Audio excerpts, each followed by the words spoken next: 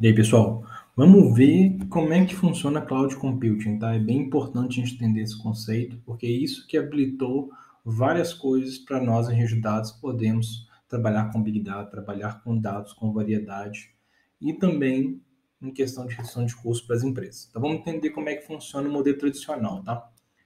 A empresa, vamos botar a empresa aqui, né? XPTO. Ela, para guardar toda a informação lógica, toda a parque de máquinas, tudo quanto é informação que ela vai gerar, dados que ela vai gerar, ela tem que ter uma infraestrutura que normalmente está dentro de um data center.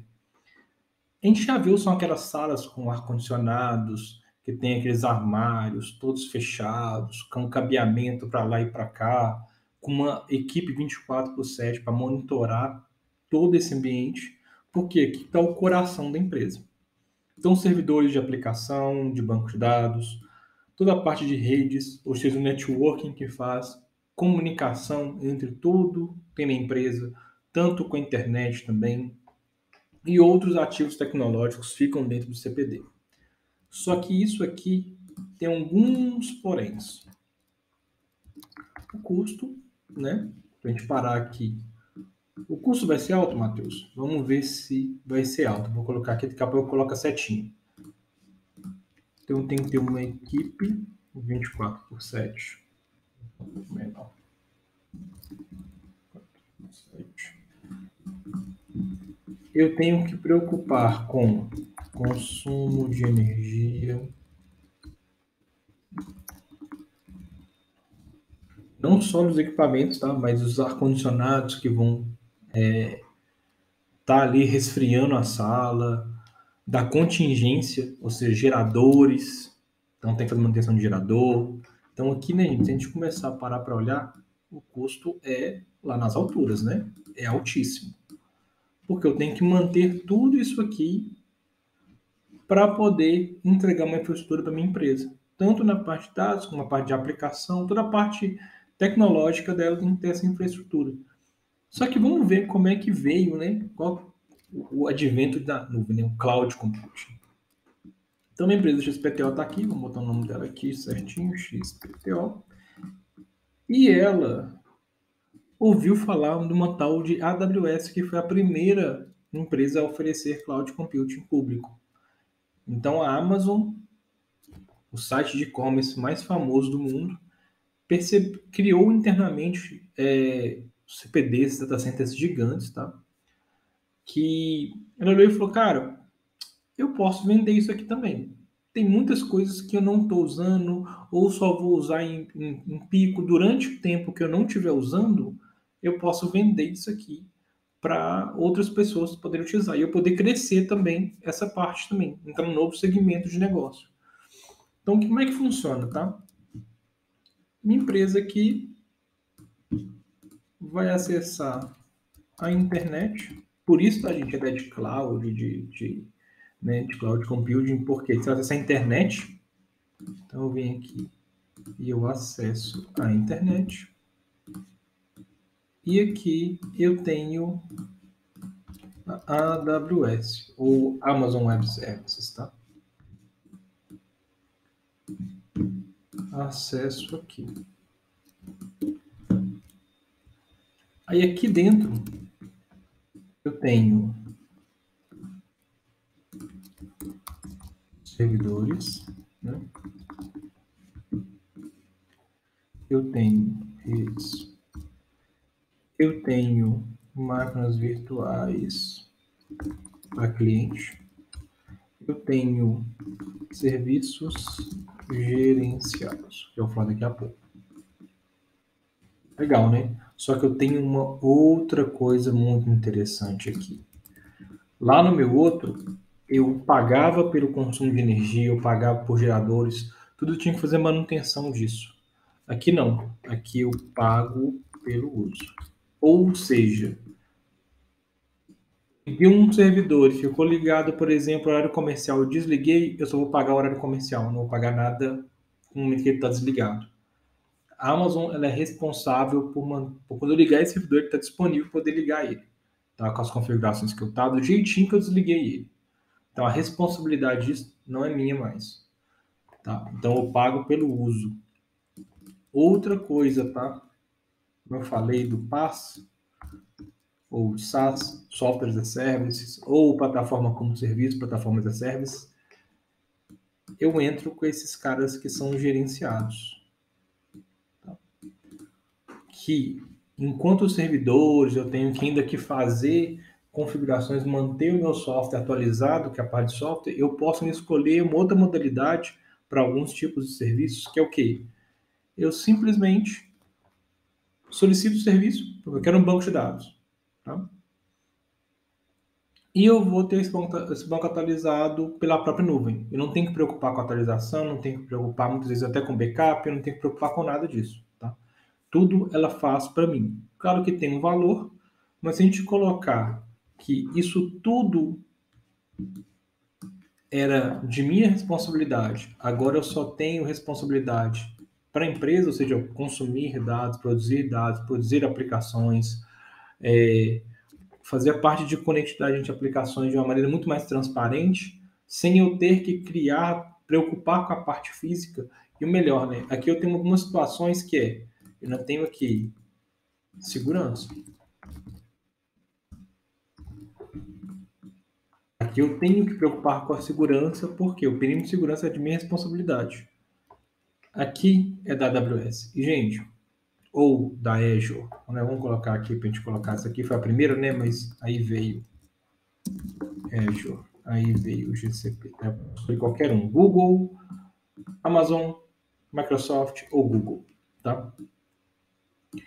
E aqui é da responsabilidade deles, tá? A segurança.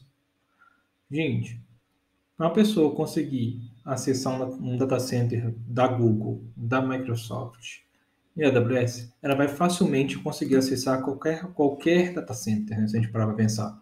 Porque são lugares extremamente protegidos, sigilosos. Muitos deles não divulgam exatamente os locais, não é de conhecimento público, tá? O exato local onde o data center está. Então, assim, tem uma série de certificações de segurança que eles têm, eles cumprem uma série de demandas e exigências, porque nesses servidores e nesses locais, esses data centers, tem, por exemplo, agências governamentais. Então, assim, é muito fácil, tá, gente? Então, óbvio, vocês têm a facilidade. Vou pegar uma para a gente pegar de exemplo, tá? Que é a Google. Vamos ver na Google como é que funciona aqui.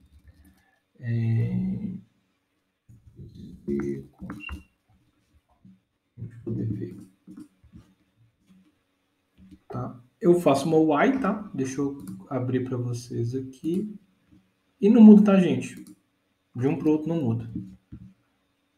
Muda só a cara, mas por debaixo é a mesma coisa. Aí eu venho aqui, por exemplo, tá? E tenho aqui minha blade de serviços. Por exemplo, eu quero uma máquina virtual. Eu venho aqui instâncias de máquinas virtuais. E eu mando criar uma instância, ou seja, vai criar uma máquina virtual para mim. Tá bom? Vamos supor aqui que eu quero um serviço chamado BigQuery, que é um Data Warehouse totalmente serverless. Tá? Aqui eu não tenho que preocupar com nada. Eu venho aqui no meu workspace, tá?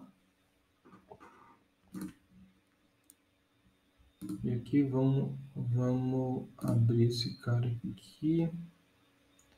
Agora eu tenho que lembrar, escrever uma nova consulta. Em momento algum, nesse caso aqui de serverless, que a gente chama, tá? Ou seja, não tem servidor, eu preciso preocupar com posicionar servidor, configurar e acessar. Eu simplesmente acesso o serviço propriamente dito. Então eu vou aqui colocar BigQuery. Um jeito mais fácil aqui, ó. Ponto. Austin. Isso.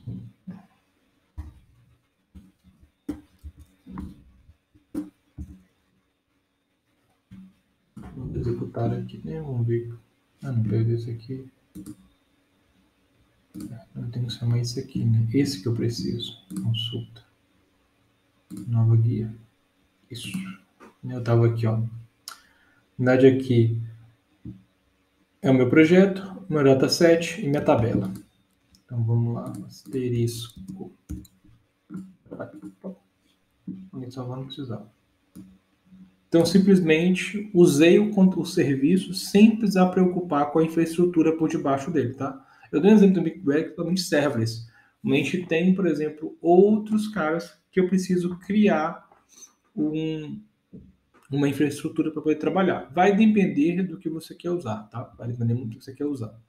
Então, aqui estou dando um exemplo de um serviço serverless, mas poderia ser um serviço, por exemplo, de um estudo de Kubernetes, em que você solicita o cluster de Kubernetes, você é responsável por atualizar os produtos dentro dele, mas a saúde daquele cluster, né, manter ele de pé e tudo mais, é responsabilidade da nuvem que está hospedando o seu cluster. Beleza, pessoal? Então, o Cloud Computing é esse aqui.